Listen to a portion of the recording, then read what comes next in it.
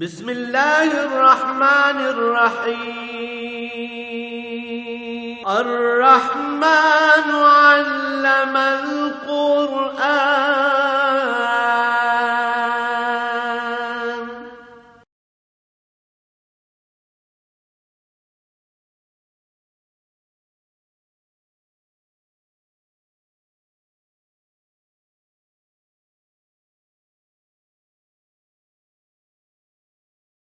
الحمد للہ رب العالمین والصلاة والسلام علی حبیبہ محمد وآلہ وصحبہ اجمعین.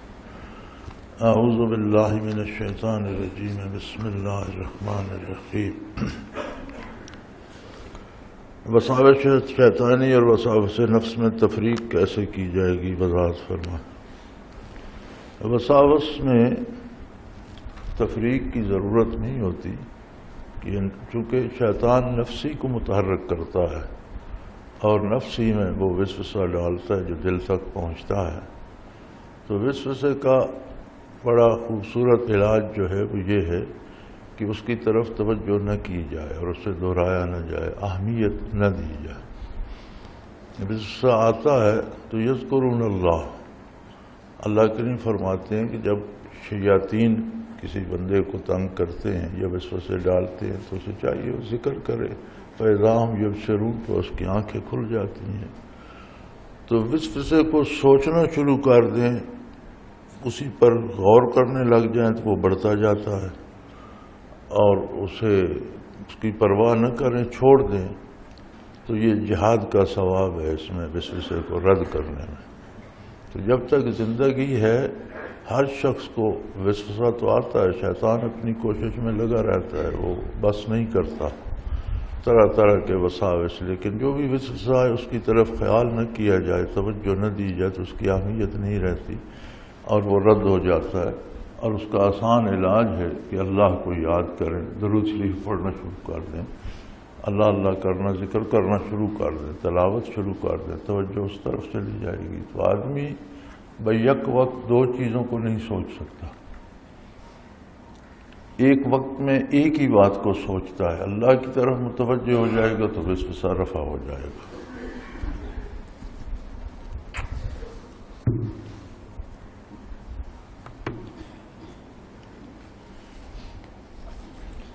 الحمد للہ رب العالمین والصلاة والسلام علی حبیبہ محمد وآلہ وصحبہ. اعوذ باللہ من الشیطان الرجیم. بسم اللہ الرحمن الرحیم. والذین ہاجروا من بعد ما ظلموا لنبوئنہم فی الدنیا حسنہ والأجر الآخرۃ اکبر لو کانوا یعلمون. الذین صبروا وعلی ربہم یتوکلون. وما ارسلنا من قبلک الا رجالا نوحی الیہم فاسألوا اہل الذکر ان کنتم لا تعلمون. بالبینات والزبر وانزلنا الیک الذکر لتبین للناس ما نزل الیہم ولعلہم یتفکرون. افامن الذین مکروا السیئات ان یخسف اللہ بهم الارض او یاتیہم العذاب من حیث لا یشعرون او یاخذہم فی تقلبہم فما ہم بمعجزین او یاخذہم علی تخوف ان ربکم لرؤوف رحیم. اولم يروا الى ما خلق اللہ من شیء یتفیع ظلالہ عن الیمین والشمائل سجدا للہ وهم داخرون. وللہ یسجد ما فی السماوات وما فی الارض من دابۃ والملائکۃ وهم لا یستکبرون. یخافون ربهم من فوقهم ویفعلون ما یؤمرون. قال اللہ لا تتخذوا الہین اثنین انما هو الہ واحد فإیایا فارہبون. اللہم سبحانک لا علم لنا الا ما علمتنا انک انت العلیم الحکیم. مولاي صل وسلم دائما ابدا علی حبیبک خیر الخلق کلہم. والذین ہاجروا فی اللہ من بعد ما ظلموا لنبوئنہم فی الدنیا حسنہ والأجر الآخرۃ اکبر لو کانوا یعلمون. الذین صبروا وعلی ربہم یتوکلون. مہاجرین کی فضیلت ارشاد فرماتے ہوئے اللہ کریم نے ارشاد فرمایا کہ جو لوگ اللہ کے لیے الذین ہاجروا فی اللہ ہے، اللہ کے لیے ہجرت کون سی ہوگی؟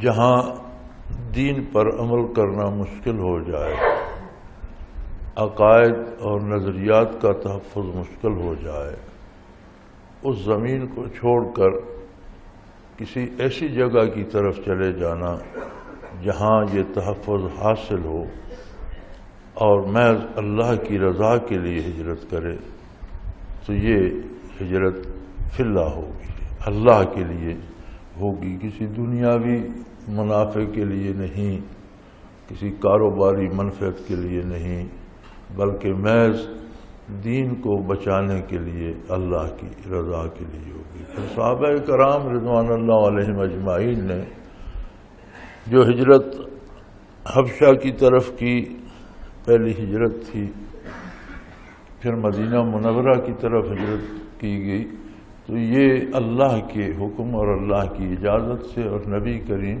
صلی اللہ علیہ وآلہ وسلم کے ارشاد کے مطابق کی گئی۔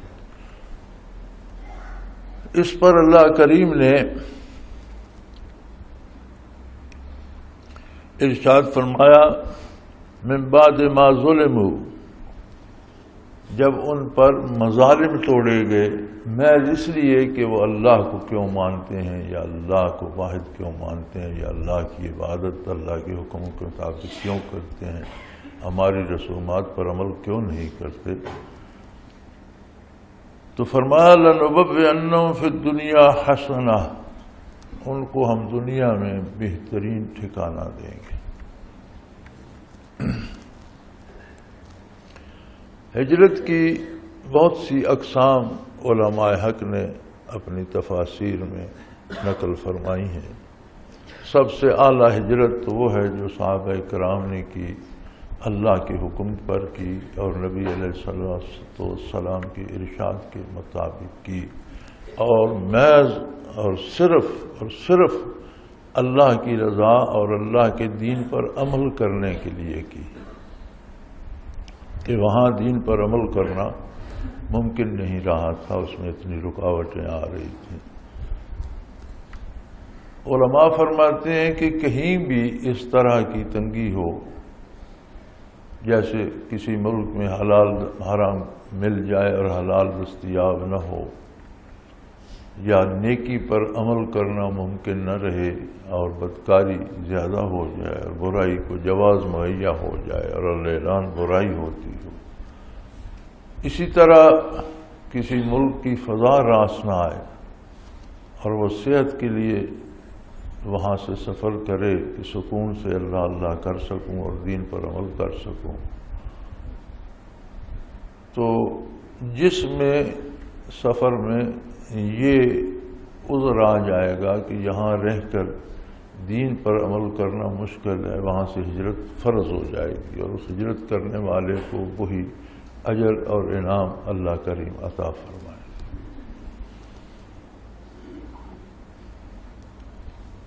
صحابہ کرام رضوان اللہ علیہم اجمعین نے جو ہجرت فرمائی وہ محض توکل علی اللہ تھی۔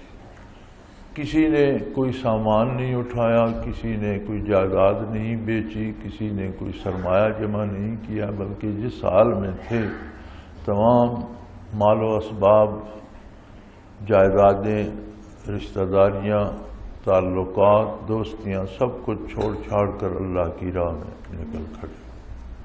اس پر اللہ نے دو وعدے فرمائے۔ پہلا وعدہ تھا دنیا میں بہترین ٹھکانہ عطا فرمانے کا، اور یہی ان کے خلوص پہ گواہ ہے کہ جب وہ مکہ مکرمہ سے مہاجر ہو کر نکلے تو اللہ کریم نے انہیں مدینہ منورہ میں جگہ عطا فرمائی، جو نہ صرف رہنے کی جگہ بنی بلکہ اسلامی ریاست کا سنگ بنیاد بن گیا۔ مدینہ منورہ میں رہتے ہوئے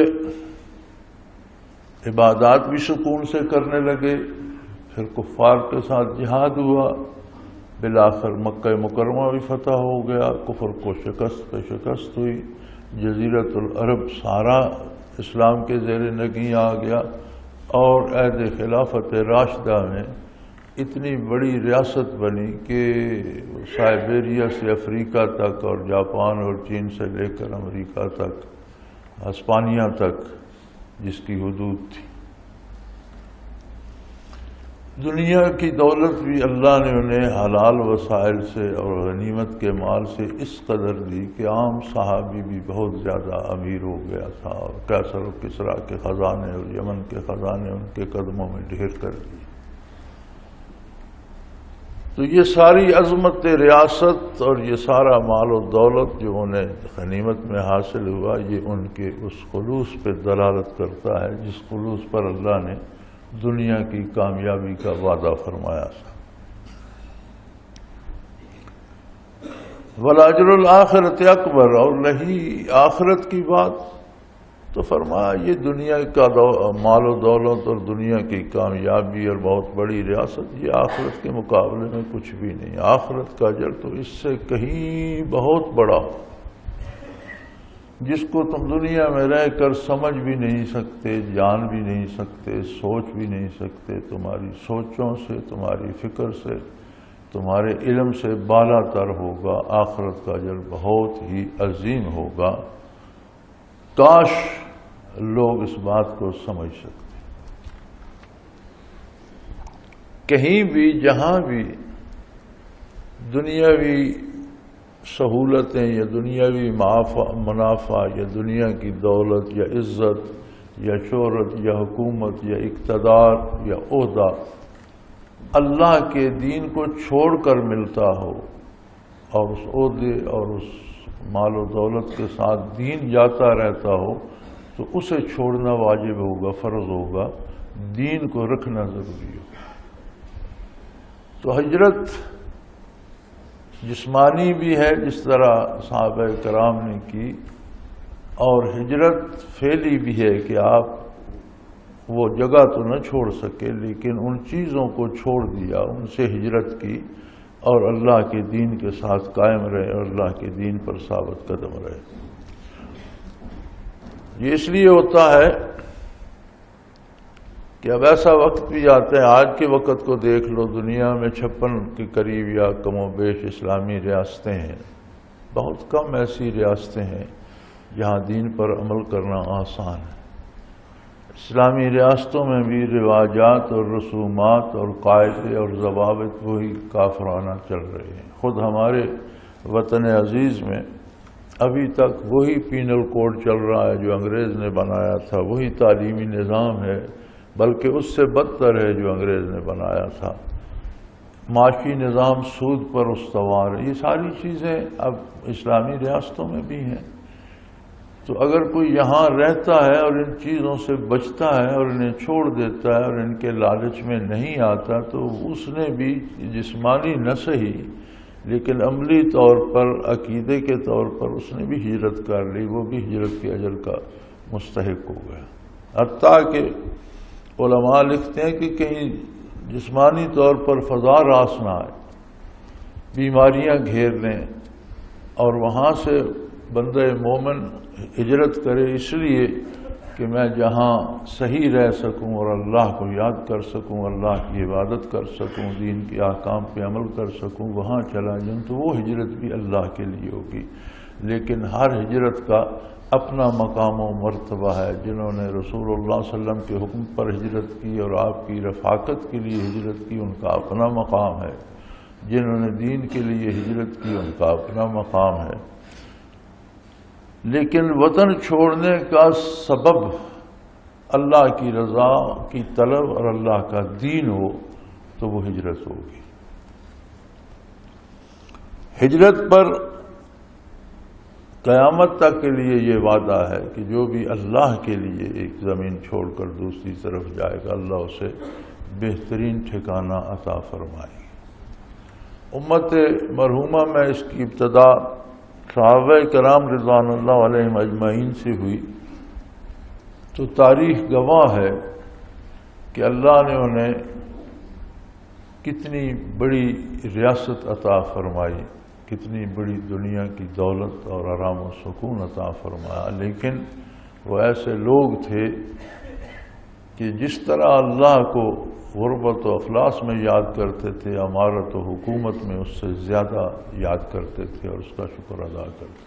جتنا اتباع نبی کریم صلی اللہ علیہ وسلم کا پہلے کرتے تھے، اس سے ان کے خلوص اور ان کے عمل میں زیادتی ہوتی گئی، کمی نہیں آئی۔ وہ دولت انہیں تناسانی کی طرف نہیں لے گئی، بلکہ مزید اللہ کے شکر اور اللہ کی رضا کے حصول میں محنت کرنے کی طرف لے گئی۔ اور یہ تو دنیاوی انعامات ہیں جو ہجرت پر ہیں، اور جو صحابہ کرام کے خلوص اور صداقت پہ گواہ ہیں، یہ پوری تاریخ گواہ ہے اس پر۔ رہی آخرت تو فرمایا مہاجرین کے لیے آخرت کا اجر بہت بڑا ہے، اتنا بڑا کہ تم دنیا میں رہتے ہوئے اسے سمجھ نہیں سکتے، اس مادی دماغ سے، مادی علوم سے اس کی حدود متعین نہیں کر سکتے۔ جب وہاں کوئی جائے گا، دیکھے گا تو پتہ چلے گا۔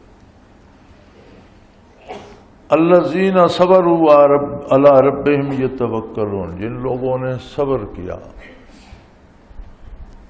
صبر یہ تھا کہ دنیا کی ہر مصیبت کے مقابلے میں اطاعت الہی پہ جمے رہے۔ صبر کا معنی ہوتا ہے رک جانا۔ تو انہوں نے دین پر استقامت دکھائی، خواہ کتنی تکلیفیں آئیں، کتنی مخالفت ہوئی، کتنی ایذا پہنچائی گئی، کتنے دکھ پہنچائے گئے، لیکن وہ ٹس سے مس نہیں ہوئے اور دین پر قائم رہے۔ اور جب ہجرت کی تو انہیں کسی کا کوئی سہارا مادی یا دنیاوی نہیں تھا کہ فلاں کے پاس چلے جاؤ، محض اللہ کے بھروسے پر گھر سے نکل پڑے، نہ کوئی مال اسباب لیا، نہ کوئی دولت لی، نہ کوئی وسائل اختیار کیے، محض اللہ کے بھروسے پر گھر سے نکل پڑے۔ کفار کا اعتراض یہ تھا کہ ہمارے آباء و اجداد کے عقائد اور نظریات اور رواجات کی یہ نفی کرتے ہیں، حالانکہ ان کے پاس بھی کوئی ایسی مافوق الفطرت مخلوق تو نہیں ہے جو ان کی رہنمائی کرے۔ ہم انسان ہی ہیں، نبی کریم صلی اللہ تعالی علیہ وسلم بھی تو انسان ہیں، کھانا کھاتے ہیں، آرام فرماتے ہیں، گرمی سردی محسوس کرتے ہیں۔ تو جیسے ہم انسان ہیں، ایک ہمارے جیسا یہ انسان کیسے نبی ہو سکتا ہے، کیسے رہنمائی کر سکتا ہے کہ ایک آدمی کے کہنے پر جدی پشتی جو 500-400 سال قدیم سے ہمارے آباء و اجداد کرتے آ رہے ہیں اسے چھوڑ دیں تو گویا یہ صدیوں جو ہمارے اجداد تھے یہ گمراہ رہے، اور یہ ایک آدمی جو ہے یہ سچا ہے، یہ کیسے ہو سکتا ہے؟ یا تو کوئی فوق الفطرت مخلوق ہوتی، کوئی فرشتہ ہوتا، کوئی انسانوں سے بالا تر مخلوق ہوتی، وہ بات کرتی کہ میں نبی ہوں تو بات سمجھ میں آنے والی تھی۔ ارشاد فرمایا گیا کہ حضور اکرم صلی اللہ علیہ وآلہ وسلم کو پہلے نبی نہیں ہے، بلکہ آپ صلی اللہ علیہ وآلہ وسلم آخری نبی۔ تو 1.25 لاکھ کم و بیش 1.25 لاکھ کے قریب انبیاء دنیا میں سے گزرے، ان کے حالات و واقعات موجود ہیں، قدیم کتابیں موجود ہیں، قدیم کتابوں کے عالم موجود ہیں۔ ذرا ان سے پوچھو کہ آپ سے پہلے جو نبی بھیجے گئے کیا وہ انسان نہیں تھے؟ جتنے نبی آپ صلی اللہ علیہ وسلم سے پہلے مبعوث ہوئے وہ بھی تو انسان تھے۔ یہ شرف صرف انسانیت کو عطا ہوا ہے کہ اسے اللہ کی طرف سے نبوت عطا ہوتی ہے، کسی دوسری مخلوق کو تو یہ شرف ہی نہیں ملا۔ پھر اگر کوئی دوسری مخلوق ہوتی، بالفرض اگر فرشتہ ہوتا تو فرشتہ رہتا تو اس کی بات کون سنتا، اسے دیکھتا کون؟ پھر وہی مسئلہ آ جاتا کہ وہ انسانی روپ میں آتا، انسانی لباس پہنتا، انسانوں میں رہتا، انسانوں سے باتیں کرتا، تو پھر فائدہ کیا ہوا؟ پھر تو کہتے یہ بھی ہم جیسا ہی انسان ہے، پھر اس کا کیا فائدہ؟ اور اگر فرشتہ رہتا تو اسے دیکھتا کون، اس کی سنتا کون، سمجھتا کون؟ تو یہ تو ایک فضول سی بات ہے جو یہ کر رہے ہیں، یہ شرف انسانیت ہی ہے۔ کفار کا یہ خیال تھا کہ نبی ہونے کے لیے انسانوں سے بالا تر کوئی اور دوسری مخلوق ہونی چاہیے جسے انسانی ضرورتیں اور انسانی حاجات نہ ہوں۔ شیطان نے اس گمراہی کو دوسری صورت میں پلٹ دیا ہے۔ اب لوگ ایک عجیب تماشا ہے کہ لوگ حضور صلی اللہ علیہ وسلم کی نبوت کے تو قائل ہیں، بشریت کے قائل نہیں کہ نبی بشر نہیں۔ تو بات تو ایک ہی ہو گئی، بشریت کا انکار کریں گے تو نبوت کا انکار بھی لازم آئے گا، کیونکہ کوئی فرشتہ تو نبی ہوا نہیں۔ ہم بشریت کا انکار ہمارے عہد کے لوگ کیوں کرتے ہیں؟ ہم یہ سمجھتے ہیں کہ ہم جیسے بشر ہوتے ہیں، ہم بشر ہیں، نبی بھی ایسے ہی بشر ہیں۔ ایسی بات نہیں ہے، ہر فرد کی بشریت اپنی ہے۔ آدم علیہ السلام کی اولاد میں سے ہے، انسان ہے، بشر ہے، لیکن انبیاء کی بشریت اپنی ہوتی ہے اور بہت منزہ، بہت پاکیزہ، بہت لطیف ہوتی ہے۔ اور حضور اکرم صلی اللہ علیہ وسلم تو خیر البشر ہیں، معراج بشریت ہیں۔ اب بدن تو سب کے ایک جیسے ہیں، ہمارے بھی، انبیاء کے بھی، صحابہ کے بھی، اولیاء کے بھی، صلحاء کے بھی، لیکن معراج پر تو نبی کریم صلی اللہ علیہ وسلم ہی تشریف لے گئے، کوئی اور کیوں نہیں گیا؟ آپ کا وجود عالی بھی اتنا پاکیزہ، اتنا منزہ، اتنا لطیف تھا کہ جہاں روحوں کا پہنچنا بغیر انعامات الہی کے ممکن نہیں، اور بہت کم لوگ ہیں جن کی روحوں کو یہ سعادت نصیب ہو، وہاں حضور کا جسم مبارک تشریف لے۔ اب جسم ہمارا بھی ہے، جسم حضور کا بھی ہے صلی اللہ علیہ وسلم، تو کیا ہم بجائے یہ ماننے کے کہ آپ کا جسم مبارک بہت اعلیٰ و عرفہ ہے، ہم یہ کہنے لگے کہ آپ کا جسم ہے ہی نہیں، ہمارا تو جسم ہے، حضور کا نہیں ہے، تو یہ کیا بات ہے؟ ہم بشر ہیں، حضور بشر نہیں ہے، تو یہ کیا بات ہے؟ بایمانی حضور کو نور ماننا کہ حضور کی ذات کے ساتھ ہی سارا نور ہدایت وابستہ ہے، اور آپ ہی وہ سورج ہیں جو ہمیشہ ہمیشہ کے لیے افق اعلیٰ پہ قائم ہے، اور آپ ہی کے تو فیل دنیا میں نور پھیل رہا ہے، ہدایت کا نور، اللہ کے قرب کا نور، اللہ کی عبادت کا نور، اللہ کی معرفت کا نور، یہ تو درست ہے۔ اب اسے خلط ملط کر دینا کہ حضور بشر ہے ہی نہیں، سرے سے نور ہیں، تو یہ تو زیادتی ہو جائے گی، کیونکہ یہ شرف بشریت ہی ہے کہ اسے اللہ کا اتنا قرب نصیب ہوا۔ اور انسان اشرف المخلوقات محض اس وجہ سے ہے کہ اللہ کی ساری مخلوق میں صرف انسان ایک ایسی مخلوق ہے جسے معرفت باری کا شعور اللہ نے عطا فرمایا، اسی لیے دوسری کسی مخلوق میں نبوت نہیں ہے، رسالت نہیں ہے۔ تو فرمایا ان سے کہو کہ پہلی امتوں کے علماء بھی ہیں، پڑھے لکھے لوگ ہیں، ان سے پوچھ لو ان کے انبیاء کیسے تھے، کیا وہ انسان نہیں تھے، کیا وہ بشر نہیں تھے؟ تو ہم نے جب بھی کوئی نبی مبعوث فرمایا الا رجالا، یہاں اس بات کی بھی نفی ہو گئی کوئی عورت نبی نہیں ہوئی۔ اللہ کریم نے انسان نہیں فرمایا، مرد فرمایا ہے کہ جہاں بھی نبی مبعوث ہوا وہ مردوں میں سے ہوا، انسانوں میں سے ہوا، عالم بشریت میں سے ہوا۔ تو اس سے یہ بھی استفاد ہوا کہ کسی عورت کو نبوت عطا نہیں فرمائی۔ جب عورت کو نبوت عطا نہیں ہوئی تو یہ مسئلہ بھی صاف ہو گیا کہ عورت امامت نہیں کر سکتی۔ آج کل رواج ہو گیا عورتوں کو بھی امامت کا بڑا شوق ہے، اور جمعۃ الوداع کو تو بڑی امام بنی ہوتی ہیں، کہتی ہیں ہم صف میں کھڑے ہو کر امامت کرتی ہیں، آگے نہیں کھڑی ہوتی۔ آگے کھڑے ہو یا صف کے پیچھے کھڑے ہو جاؤ، لیڈ تو تم کر رہی ہو نا، امامت کا مطلب ہوتا ہے لیڈ کرنا، آگے لگنا۔ تم تکبیر کہتی ہو تو سب رکوع کرتی ہیں، تم تکبیر کہتی ہو تو سب سجدہ کرتی ہیں، تو امامت تم پیچھے کھڑے ہو کر کرو یا آگے کرو، امامت تو تم ہی کر رہی ہو۔ اور عورت کی امامت جائز نہیں. اگر عورت امامت کرے تو اس کی اپنی نماز نہیں ہوتی تو اس کے پیچھے پڑھنے والوں کی نماز کیا ہو. اسی طرح رمضان شریف کا ایک بہت بڑا فقہی مسئلہ ہے یہ کہ جہاں معاوضہ طے کر کے تراویح میں قرآن کریم سنایا جاتا ہے تو معاوضے پر سنانے والے امام کی اپنی نماز نہیں ہوتی. یعنی جو نماز معاوضہ لے کر پڑھتا ہے کہ میں نماز تو پڑھاتا ہوں مجھے اتنے پیسے دو گے نماز پڑھانے کے، اس کی اپنی نماز نہیں ہوتی. تو پچھلوں کی کیا خاک ہوگی؟ امام کی نہیں ہوگی تو مقتدیوں کی کیا ہوگی؟ لیکن یہاں مصیبت یہ ہے کہ یہاں ایک گاؤں نے ایک دفعہ ہمیں کہا کہ جی ہمیں کوئی حافظ دیں تراویح میں ہمیں قرآن سنائے. میں نے کہا ہمارے پاس دوست آ جاتے ہیں، حافظ آ جاتے ہیں اللہ کے بندے، تو ایک حافظ تمہیں دے دیں گے، وہ قرآن سنا دے گا تمہیں. جی وہ کتنے پیسے لے گا؟ میں نے کہا جی یہاں تو جو آتا ہے اللہ کے لیے پڑھتا ہے، پیسوں کے لیے پڑھتا نہیں. آپ کو قرآن سنا دے گا، پیسے نہیں لے گا. جی پیسے نہیں لے گا تو پھر ہم مجھ سے نہیں سنیں.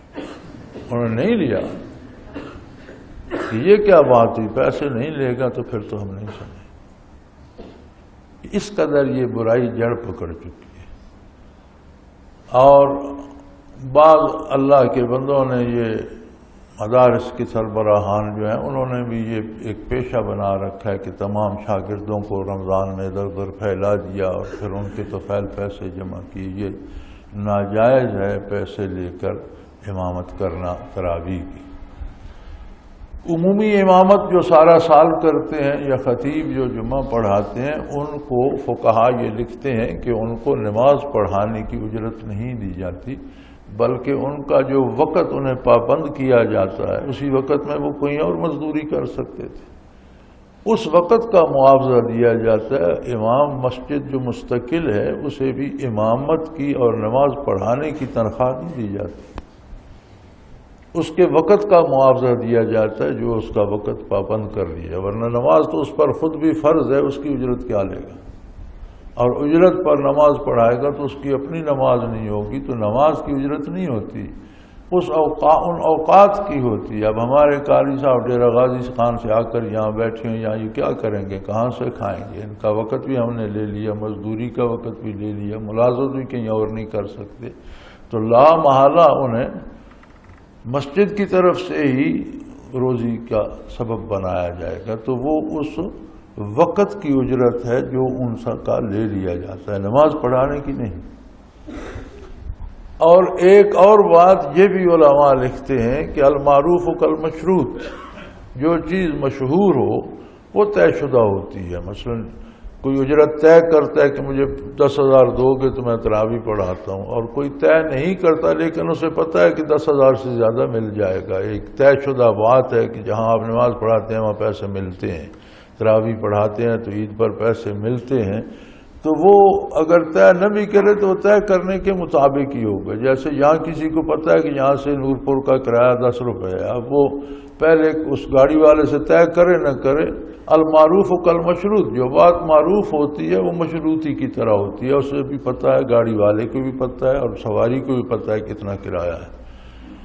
تو اسی طرح اگر کوئی بغیر طے کیے لیکن اس امید پہ پڑھائے گا کہ پیسے ملیں گے تو وہ بھی نماز نہیں ہوگی. عورت امامت کرے گی تو نماز نہیں ہوگی، چونکہ عورتوں کو امامت دی ہی نہیں گئی. وَمَا أَرْسَلْنَا مِن قَبْلِكَ إِلَّا رِجَالًا نُوحِي إِلَيْهِمْ، ہم نے آپ سے پہلے تمام لوگ جو جن پر وحی نازل فرمائی سارے مرد تھے، انسان تھے. اب یہاں قرآن کریم نے انسان میں سے بھی مرد کی تخصیص فرمائی کہ یہ طے ہو جائے کہ کسی خاتون کو نبوت عطا نہیں ہوئی.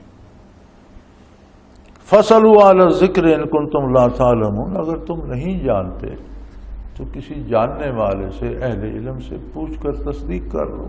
تاریخ عالم تمہارے سامنے ہے، مذاہب عالم تمہارے سامنے ہیں، پہلی امتوں پر نازل ہونے والی کتابیں تمہارے سامنے ہیں. تلاش کرو، کہیں کوئی فرشتہ آیا تھا کتاب لے کر یا کسی خاتون کو کوئی کتاب دی گئی؟ نہیں، سارے مرد تھے، انسان تھے، بشر تھے، اولاد آدم میں سے تھے.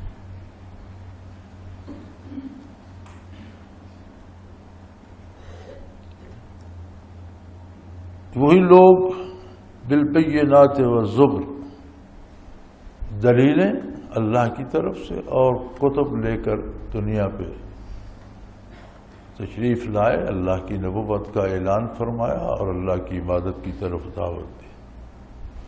وَأَنزَلْنَا إِلَيْكَ الذِّكْرَ لِتُبَيِّنَ لِلنَّاسِ مَا نُزِّلَ إِلَيْهِمْ، اسی طرح آپ پر بھی کتاب نازل فرمائی جو نصیحت ہے، دلائل سے بھری ہوئی ہے، واضح اور روشن دلائل سے، اور نصیحت ہے ہر برائی سے بچانے کا اور ہر نیکی کا پتہ دینے کا سبب ہے۔ اور آپ کا فرض منصبی یہ ہے، فرض رسالت و نبوت یہ ہے، لِتُبَيِّنَ لِلنَّاسِ مَا نُزِّلَ إِلَيْهِمْ، کہ آپ لوگوں کو بتائیں کہ ان کی طرف کیا نازل ہوا۔ تو یہ دلیل اس آیہ کریمہ سے ثابت ہے کہ قرآن کریم کا وہ مفہوم، وہ تفسیر، وہ معنی معتبر ہوگا جو نبی کریم صلی اللہ علیہ وسلم نے ارشاد فرمایا، چونکہ آپ کا منصب عالی ہے۔ عرب خود کو بڑا اہل زبان اور عرب کے علاوہ دوسری دنیا کو عجم یعنی گنگا کہتے تھے کہ ہم اہل زبان ہیں اور یہ باقی مخلوق تو گنگی مخلوق ہے۔ یہ بڑے بڑے اہل زبان، تاریخ دان، بڑے بڑے شاعر، بڑے بڑے ادیب، دانشور جب قرآن کی آیت نازل ہوتی تھی اور حضور پوچھتے کہ آپ لوگوں نے سمجھا کہ اس سے مراد کیا ہے، تو وہ سادہ سی بات عرض کیا کرتے تھے کہ اللہ و رسولہ عالم، اللہ اور اس کا رسول بہتر جانتے ہیں، جو آپ اس کی شرح فرمائیں گے وہی صحیح ہے۔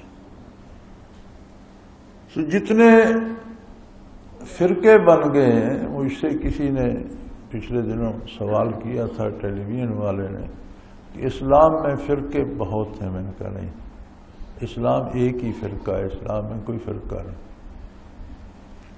فرق یہاں پڑتا ہے کہ جب لوگ اپنی مرضی سے قرآن کی تشریح کرتے ہیں اور جو تشریح نبی کریم صلی اللہ علیہ وسلم نے عطا فرمائی اس سے ہٹ جاتے ہیں تو فرقہ بن جاتا ہے، تو وہ اسلام میں نہیں ہے، وہ اسلام سے نکل کر بنتا ہے۔ جب اطاعت رسالت سے نکل کر ایک شخص اپنی رائے کی اطاعت کرتا ہے تو اسلام میں تو نہ ہوا نا، اسلام میں تو کوئی فرقہ نہیں۔ نبی کریم صلی اللہ علیہ وسلم نے ایک سیدھا خط کھینچ کر اس کے ادھر ارد گرد بہت سے خط کھینچ دیے اور فرمایا یہ سیدھا راستہ جو ہے یہ اللہ کا ہے، اس سے دائیں بائیں بے شمار راستے نکل سکتے ہیں لیکن وہ اللہ کے نہیں۔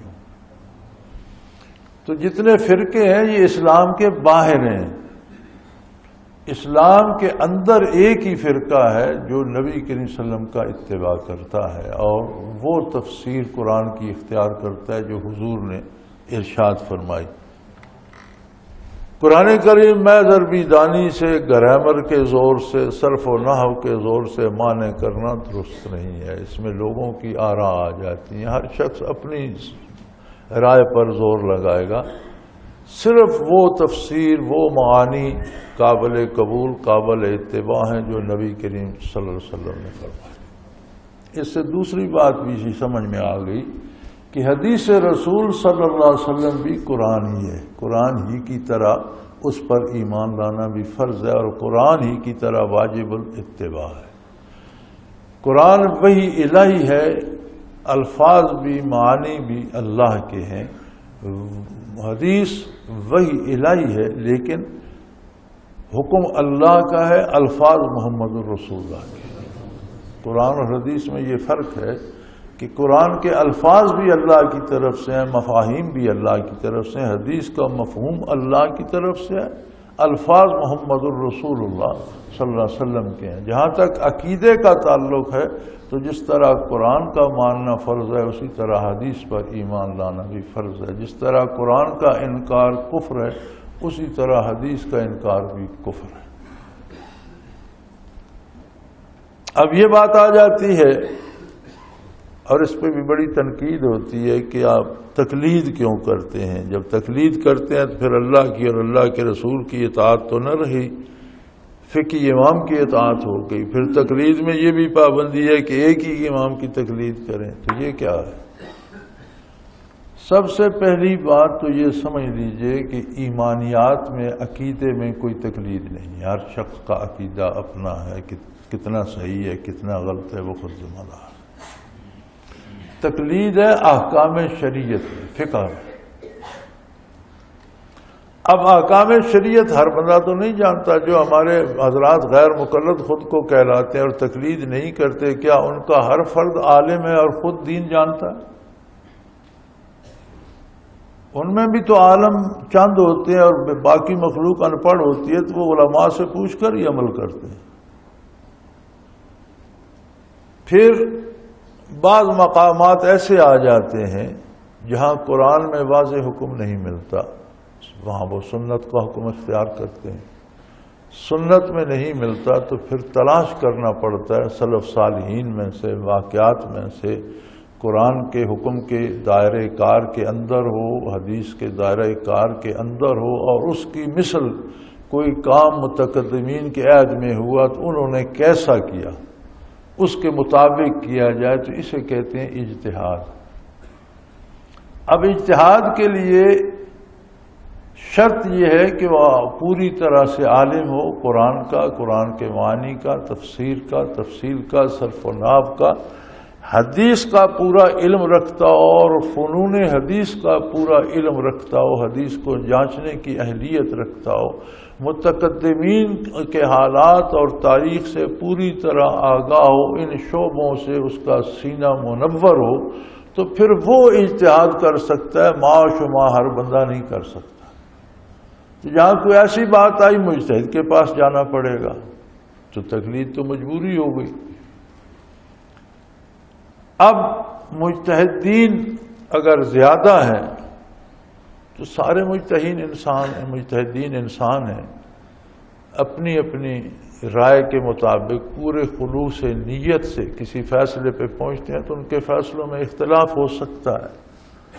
اس پر علماء نے قید لگائی کہ آپ کسی ایک مجتہد کا دامن تھام لیں. بھی کیوں؟ دوسرے بھی مجتہد ہیں، لیکن اگر یہ چھٹی ہوگی کہ جس مجتہد کی چاہے تقلید کر لو تو پھر لوگ آسانیاں تلاش کریں گے. جس مجتہد کی طرف آسانی ہوگی ایک اس مسئلے میں اس کو اختیار کر لیں گے، دوسرے مسئلے میں دوسری طرف آسانی ہوگی تو وہاں ادھر چلے جائیں گے. لہذا یہ قید علماء نے لگائی کہ بھئی ایک مجتہد جس کو چاہیں اس کی تقلید کر لیں اور اس پہ قائم رہیں، تاکہ مقصد اطاعت الہی اور اتباع رسالت ہو، خواہش نفس کی پیروی نہ بن جائے. تو یہ مجتہدین کی تقلید کوئی فرقہ بندی نہیں ہے. فرقے وہاں الگ ہوتے ہیں جہاں عقائد میں تفریق آ جائے. احکام شریعت کو مجتہدین سے لینا، اب ایک مجتہد کہتا ہے کہ ہر تکبیر پہ ہاتھ اٹھایا جائے، دوسرا فرماتا ہے کہ نہیں، تکبیر اولیٰ پہ ہاتھ اٹھائے وہ کافی ہیں، حکم کی تعمیل ہو. تو دونوں باثواب ہیں، لیکن دونوں میں سے جس کی چاہیں اتباع کرنے، لیکن پھر اسی کی باقی احکام میں بھی اسی کی اتباع کریں.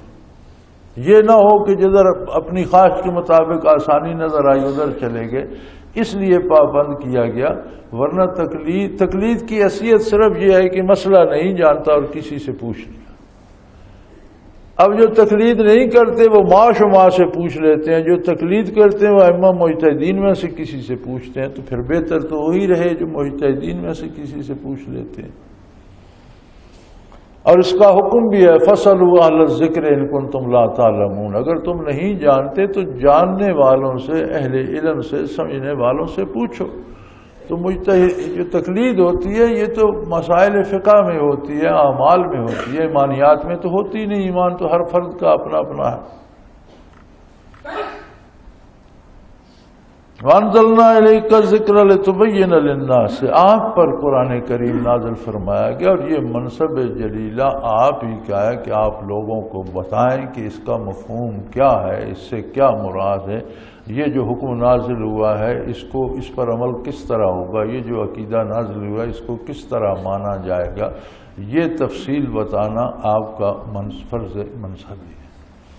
لہذا آپ کی ساری زندگی، آپ کا ہر عمل قرآن کی تفسیر ہے، آپ کا ہر ارشاد قرآن کی تفسیر ہے، آپ کی حدیث بھی قرآن کی تفسیر ہے. آپ کا ہر عمل بھی قرآن ہی کی تفسیر ہے۔ کسی نے سوال کیا تھا حضرت عائشہ صدیقہ رضی اللہ تعالی عنہا پر کہ حضور نبی کریم صلی اللہ علیہ وسلم کا خلق کریمانہ اخلاق عالیہ کیسا تھا، ارشاد فرمائیے۔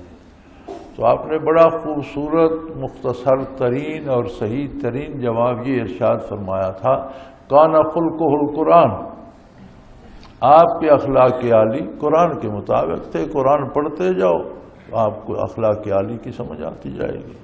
گویا آپ کی عملی زندگی بھی قرآن کی تفسیر تھی، آپ کا ارشاد فرمانا بھی، حدیث بھی قرآن کی تفسیر تھی، اور اس پر بھی ایمان لانا اور اس کا انکار کرنا کفر ہے، ایمان لانا فرض ہے۔ جس طرح قرآن پر ایمان لانا فرض ہے اور اس کا انکار کفر ہے، اسی طرح حدیث پر ایمان لانا اور اس کا انکار کفر ہے۔ ہاں یہ بجا ہے کہ جس کو اللہ نے علم دیا وہ چھان پھٹک کرے، تحقیق کرے اور صحیح حدیث کو نکال کر، اور یہ کام ائمہ حدیث نے بہت خوبی سے کر دیا اور بڑے درجے مقرر کر دیے، یہ صحیح ہے، یہ حسن ہے، یہ ضعیف ہے، یہ وضعی ہے، ان کے درجے مقرر کر دیے اور تحقیق کا حق ادا کر دیا۔ اور یہ سب اس لیے بھی ہے لعلہم یتفکرون، آپ صلی اللہ علیہ وسلم کا مبعوث ہونا، پہلے انبیاء کا تشریف لانا، انسانوں میں سے ہونا، اللہ کی طرف سے کتابوں کا عطا ہونا، آپ کا قرآن اور قرآن کی تفسیر عطا فرمانا، یہ کسی سارا اس لیے لعلہم یتفکرون کہ لوگ بیٹھ کر سوچیں تو صحیح، اس پہ تفکر تو کریں، کبھی یہ سوچنے کی تکلیف بھی گوارا تو کریں کہ نبی کی ضرورت کیا تھی، اللہ نے نبی کیوں مبعوث فرمایا، پھر اللہ نے نبی انسانوں ہی میں سے کیوں مبعوث فرمایا، پھر ہم نبی ہی کی بات کیوں مانیں۔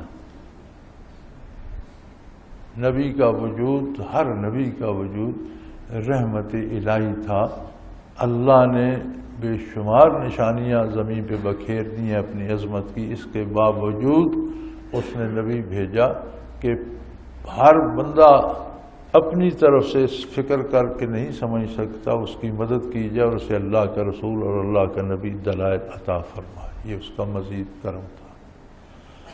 نبی انسانوں میں سے اس لیے تھے کہ اگر فرشتوں کو نبوت عطا ہوتی تو لوگ کہہ سکتے تھے کہ آپ تو فرشتے ہیں بھئی، آپ ساری رات جاگ بھی سکتے ہیں، آپ تو فرشتے ہیں، آپ روزہ پورا مہینہ رکھیں تو آپ نے نہ کھانا ہے نہ پینا ہے، آپ تو فرشتے ہیں، کون اتباع کرتا؟ اگر فرشتہ ہوتا نبی تو فرشتے کو دیکھتا کون، اس کی بات کون سنتا؟ پہلے تو لوگوں میں یہ استعداد پیدا ہوتی کہ وہ فرشتوں کو دیکھ سکے، تو دعوت اللہ تو زیادہ کفار کی طرف ہوتی ہے، تو اب رواج ہو گیا کہ مسلمانوں ہی کو دعوت دیتے ہیں، مسلمان اتنے گر گئے ہیں کہ اب ایک دوسرے کو ہی دعوت دے۔ دعوت اللہ تو ہوتی ہے جو غیر مسلم کو دی جائے، اور یہی سنت انبیاء ہے۔ کوئی نبی یا خود آقا نامدار صلی اللہ علیہ وسلم آپ دیکھیں گے کہ زندگی میں کسی مسلمان کے گھر تبلیغ کے لیے تشریف نہیں لے گئے۔ بڑے بڑے کافروں، بڑے بڑے کفار کے سرداروں، کفار کے میلوں میں تشریف لے گئے، کفار کی آبادیوں میں تشریف لے گئے کہ تبلیغ ہوتی ان کے لیے جن کا اللہ پر، اللہ کے نبی پر ایمان نہیں، ان کو دعوت اللہ کی طرف، اللہ کے نبی کی طرف، اللہ کی کتاب کی طرف دی جائے۔ تو یہ مزید اللہ کا احسان ہوا کہ لوگوں کو یہ اعتراض نہیں کہ نبی جو کرتا ہے ہم نہیں کر سکتے، نبی تو فرشتہ ہے، ہم تو انسان ہیں، ہم کیسے کر سکتے ہیں؟ نبی بھی انسان ہے، اس کو بھی دکھ سکھ ہوتا ہے، اس کے بھی رشتہ دار ہیں، دوست ہیں، ساری انسانی ضرورتیں اللہ کے نبی کے ساتھ ہیں، ان کو بیلنس رکھ کر اللہ کی اطاعت پہ ساری عمر چلتا ہے تو دوسرا بھی چل سکتا ہے۔ پھر اللہ کے نبی کی زندگی اتنی عامیانہ ہوتی ہے، ہم تو یہ سمجھتے ہیں نا، ہم نے یہ تماشا بنا لیا ہے، ایک ہم نے گھڑ لیا ہے بات کہ اولیاء اللہ وہ ہوتے ہیں جو جنگلوں میں رہتے ہیں اور ان کا کوئی آگا پیچھا نہیں ہوتا اور وہ کھاتے پیتے نہیں اور گھاس کھا کر گزارا، وہ ولی اللہ ہوتے ہیں۔ نہیں، جتنا کوئی ولی بھی کامل ہوتا ہے اتنی اس کی زندگی عام آدمی کی طرح ہوتی جاتی ہے، اور یہی سنت انبیاء ہے۔ سب سے زیادہ عام آدمی جیسی زندگی اللہ کے نبی کی ہوتی ہے۔ اسی لیے ہر آدمی پر حضور کا اتباع فرض ہے. یہ نہیں کہ پڑھے لکھے اتباع کریں یا صحت مند اتباع کریں یا تکڑے تکڑے اتباع کریں، نہیں. ہر آدمی پر اس لیے فرض ہے کہ آپ صلی اللہ علیہ وسلم کی حیات مبارک بالکل عامیانہ سطح پر تھی. کھانا پینا، اٹھنا بیٹھنا، بیٹھنا رہنا، جاگنا، دوستی دشمنی، جو آپ کا طرز عمل جو حیات عالی میں تھا وہ بالکل ہر بندہ اس جیسا طرز عمل اختیار کر سکتا ہے. اولیاء کی عظمت بھی یہ ہے کہ واقعی ان کے پاس ولایت الہی ہو، مراقبات ہوں، اللہ کی طرف سے انعامات ہوں، لیکن عام آدمیوں میں ان کی تمیز نہ ہو سکے. عام آدمی جس اپنی طرز حیات پہ رہتے ہیں وہی فرد نظر آئے تو یہ اس کا کمال ہے. اور بے ہوش ہو جانا، بے خبر ہو جانا، امور دنیا سے الگ ہو جانا، یہ کمزوری کی دلیل ہے. یہ انبیاء کو نہیں ہوئی. کسی نبی پر شکر غالب نہیں آیا. شکر ہوتا ہے حواس کا جاتے رہنا، کسی ایک سمت سے بھی جاتے رہنا شکر ہے، اور سارے جاتے رہنا بھی شکر ہے. تو اس طرح سے یہ بے ہوشی انبیاء پر نہیں آئی. یہ کمال نہیں ہے، یہ کمزوری کی دلیل ہے کہ حالات سے مغلوب ہو کر ایک طرف کے ہو رہے اور باقی ساری دنیا چھوٹ گئی. تو یہ کمال کی دلیل نہیں ہے. اگر اولیاء میں کوئی اس طرح ہو گیا تو یہ اس کی کمزوری تھی، ورنہ اولیاء کاملین بھی اس طرح رہتے ہیں جس طرح عام لوگوں میں ان کی تمیز نہیں ہو سکتی، سوائے اہل نظر کے کوئی نہیں پہچانتا. اور یہ سارا اس لیے تھا لعلہم یتفکرون کہ سوچیں تو صحیح، آخر اللہ نے کیوں نبی بھیجا اور نبی کو اتنی فضیلت کیوں دی، نبی کے سامنے دو عالم کھول دیے. اب جو بندہ، ہر بندہ صرف یہی دنیا دیکھ رہا ہے مادی آنکھوں سے، دل کی آنکھیں تو اس کے پاس ہے نہیں. تو اللہ کے نبی صلی اللہ علیہ وسلم نے جب دعوت دی تو آپ نے کوئی صفا پر کھڑے ہو کر آواز دی اہل مکہ کو، اور لوگ جمع ہو گئے. تو فرمایا تم مجھے کیسا سمجھتے ہو؟ انہوں نے کہا ہم آپ کو صادق اور امین سمجھتے ہیں، آپ جیسا سچا بندہ ہم نے کوئی نہیں دیکھا، امانت دار آپ کا ثانی کوئی نہیں ملتا. تو فرمایا میں پہاڑ کی چوٹی پہ کھڑا ہوں، تمہاری طرف بھی میرے سامنے ہے اور پہاڑ کی دوسری طرف بھی میرے سامنے، جبکہ تمہارے سامنے صرف اپنی طرف ہے، دوسری طرف تم نہیں دیکھ سکتے.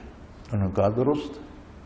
فرمایا اگر میں تمہیں کہوں کہ پہاڑ کی دوسری طرف ایک لشکر ہے جو تم پر حملہ آور ہونے کو ہے، تو پھر تو کہیں گے مان لیں گے، ہم اس کے دفاع کا انتظام کریں گے، آپ نے ہمیشہ سچ بولا، ہمیشہ امانت دار رہے. تو آپ نے فرمایا اسی طرح دنیا و آخرت کی بات میں تم سے کرتا ہوں. تمہیں صرف دنیا نظر آ رہی ہے، میں تمہیں آخرت کی بات بھی بتا رہا ہوں کہ اللہ واحد و لا شریک پر ایمان لاؤ اور بتوں کی پوجا چھوڑ دو. اسی پر ابی لہب نے کہا تھا تبت یدا کا، یہ ایک عمومی بددعا تھی کہ آپ کے ہاتھ ٹوٹ جائیں، مراد یہ ہوتی تھی کہ آپ تباہ ہو جائیں. تو اس نے کہا اس لیے آپ نے ہمیں بلایا تھا. اس کے جواب میں سورہ تبت نازل ہوئی، تبت یدا ابی لہب وتب. یہ صورت اس کے جواب میں آئی تھی کہ اس دن ابی لہب نے کہا تھا کہ آپ کے ہاتھ ٹوٹے اس لیے آپ نے. تو نبی کی جو حیثیت ہے وہ یہ ہوتی ہے کہ دونوں عالم اس کے سامنے.